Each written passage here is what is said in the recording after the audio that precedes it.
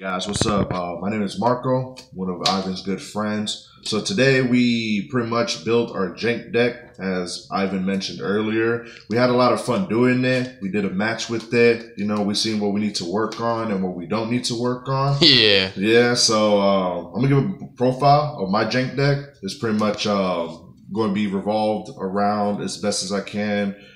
Parry Knight, so it's gonna be called the Jank Dark Parry Knight. Yeah, I was sleeping on Parry Knight. Yeah, he's fun to use, man. Even though I didn't really get to use him that much, but he's fun to use. Side note, I don't have an extra deck or side deck because I have no idea what direction I want to go with this deck pretty much. Not sure if I want it to be towards the Link version, the Synchro version. You know, you guys take a look at the deck, give me some suggestions because... Yeah, I think you definitely have a lot of space for Synchro plays too.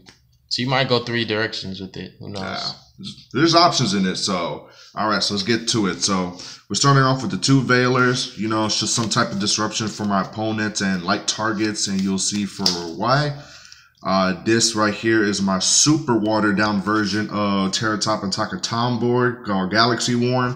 Basically, what happens is when he's normal summon and you control no monsters, and I believe your opponent needs to control no monsters, or yeah, no, you just have to control no other monsters. You basically special summon another copy of itself onto the field, and that gives me like an instant access to a rank 3. Which he does it in the Invoker combo. Yeah, I go Invoker for Armageddon Knight, which pretty much is like my very good version of Foolish Burial. So we'll do this. Let's bring out the Armageddon Knight. So I have one Armageddon Knight. I actually want to run another one, but we couldn't find another copy. So there's definitely plans of running more than one of him. He has been very useful every time I've used him, but I've only been able to use him once every duel. So definitely looking to use another copy. To follow up, well, not to follow up, another way to get to Armageddon Knight, I use 3 Summoner Monks. So normally I'll just summon the Summoner Monk, you know, ditch the spell, bring on Armageddon Knight, ditch one of the Foolish Burial targets, which I'll show in a little bit, and then just go off with the combos from there. And to complement the Summoner Monk, I use, how do you pronounce him? Kage. There you go, that guy right there. He was okay in the couple duels we did. I may change him down to 1 and just make him a one-time search target. We definitely need to do a lot more duels to just get the feel for it. But yeah, so I'll definitely, as of right now, from what I've experienced with the couple duels we did, I'll definitely take one out to replace him with the Armageddon Knight, the second one that I like to run. So when we get another copy, we'll go ahead and check that out. Let me show the Foolish Burial targets. So we have 2 Malicious, we have 2 Plagues, and then we have 1 Level Eater. So this comes in, obviously this is the Synchro portion of it. Everybody knows what they do. It used to be very famous. I wish we had 3 Malicious, but we just went off of these scraps right here. Yep. And these scraps. Basically whatever we had. We had ideas of using other monsters, but we just did not have any copies of them at all. So we worked with what we got. So as mentioned, this is pretty much was a Synchro portion. Everybody knows this famous duo for the Synchros. You get awesome monsters like Void Dragon and others I'm not actually aware of. You know, the Level Eater. So the idea with the Level Eater was pretty much to bring out Link monsters, and this is where the Link variation came in. But I came into a lot of situations where my main targets for pretty much Level Eater was Parry Knight, which we'll talk about him a little bit, and then Malicious. But obviously we do not want to use Level Eater on Malicious because we like to make the level 8 synchros. Correct. So that came to Parry Knight, and obviously I cannot get Parry Knight on the field as fast as I want to sometimes. So he's still powerful. Yeah. So Level Eater, we might switch him out. The plan for him didn't work out too well. And to talk about the other monster to use for Link, the Link variation is pretty much a Treeborn Frog. So the way I did this deck is I normally keep a clear backfield. I have spells to try to like boost through the deck with draw power and little self-defense here and there. So that's the idea with these 2. Level Eater did not work out so well. Treeborn Frog, I haven't even seen him in either of the duels we did. So as mentioned, a little more test dueling. Now, to Parry Knight. So I saw this guy, I read his effect, I was like, I want to make a deck revolving around him. I think he's pretty fun to use. So basically his effect states that, not word per word obviously, but when you take battle damage, you get to special summon him from your hand to the field, and you have the opportunity to special summon another monster from your head that has an attack equal to or less than from the damage you took. Let me just verify that to make sure I'm giving you guys the right information. He's amazing. Take battle damage. He opens up a lot of plays, believe it or not. Yeah, okay. So attack less than or equal to. And is he a hard once per turn? He is actually, let me see. No, he is not a hard once per turn. So you can activate multiples in the same battle phase. Yeah. And that's kind of insane. And I actually like it too, because sometimes when you take a direct damage, you pretty much can summon a copy of itself. So if you have 2 in hand, you take 25, for example, you special summon 1, use his effect, and bring out the brother. So that's a pretty cool idea. So that's the main focus around the deck, is using this guy. So as you guys can probably guess, Parry Knight Turbo. Yeah, Parry Knight Turbo. You know, we just basically spam the field. We get big, strong boss monsters out there. So the key right now for me is to find a way to do it consistently. And then obviously, oh wait, we have 2 more monsters. I almost forgot about Spell Striker. I apologize for that. He's incredible. Yeah, Spell Striker has always been one of my favorite. I used to use him a lot when I ran my Madolchis. So basically his effect, for those who don't know, is you basically banish a spell card from your graveyard and special summon him. So he helps with the rank 3 plays. As mentioned earlier, we go to MX Saber to bring out Armageddon Knight. And then the last monster that I run, it's just to give a little boost to the deck, is Blackluster Soldier. Yes, he's not the boss monster. He is the right-hand man of Parry Knight. Parry Knight's the boss monster. Yes, it is. So yeah. Hey, don't he got a girl? Look at his girl got an afro puffs. Yeah, he's a pimp. He got that somehow. So yeah, so that's the monster lineup. If you guys have any suggestions about what can enhance how can they make suggestions for a deck like this though? You feel me? This is jank, bro. Yeah. We're going to work on it. I think you need to add a bit more jank to it. Oh, no. I got you. Yep. So we're definitely going to work on it. There's definitely improvements for me to make.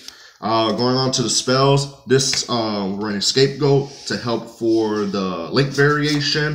The 1-for-1 to bring out Treeborn Frog and or Level Eater out as soon as possible. We have the return of the Warrior card. Everyone knows this. You add a level 4 or lower, or it's just level 4. Either way, you're getting Spell Striker or Armageddon back. Yeah, so the goal for that was to get Armageddon back, especially since I was only running 1 currently. Because we didn't have more. That's the only reason. Yep. Foolish Burial. You guys saw the Foolish Burial targets. We have many, many Foolish Burial targets. So this is a very strong card in the deck right now. We have Soul Charge. Obviously, everyone's favorite card. You load up the graveyard. You pretty much throw up the graveyard back onto the field and start making plays. Let's see. We have Mind Control now. Yes. Mind Control. Spicy. Yep. To control your opponent's monster. Exceed with it. Use Plague to Synchro with it. You know, the options are unlimited.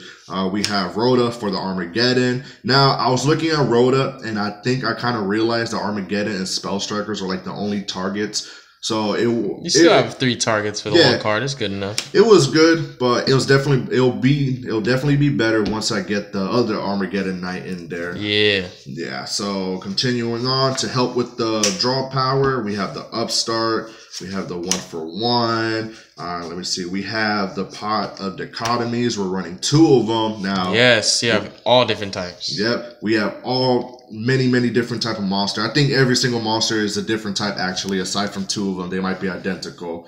You know, talking about the Spell Striker and the Armageddon Knight. But yeah, very good card. I didn't get to see it either duels we played, but you know, I'm still gonna stick by it. I believe, as mentioned, is a strong card. A little disruption with the backfield. I run 2 MSTs to help with the field, the Dark Hole, and a Book of Moon for very problematic cards. Book of Moon has always been one of my favorite cards. You know, whenever I get the chance, I'll always run it. And then the last 2 cards, pretty much, which I will end up switching after today, is Catastrophe. Malevolent the Catastrophe is amazing, bro. Yes, I completely butchered that name. Thank you for correcting me. We call this jank format. So what we're doing is we're building our decks to be ready for each other. And since we don't know what we're always going to be playing because jank changes, we just got to be ready for everything.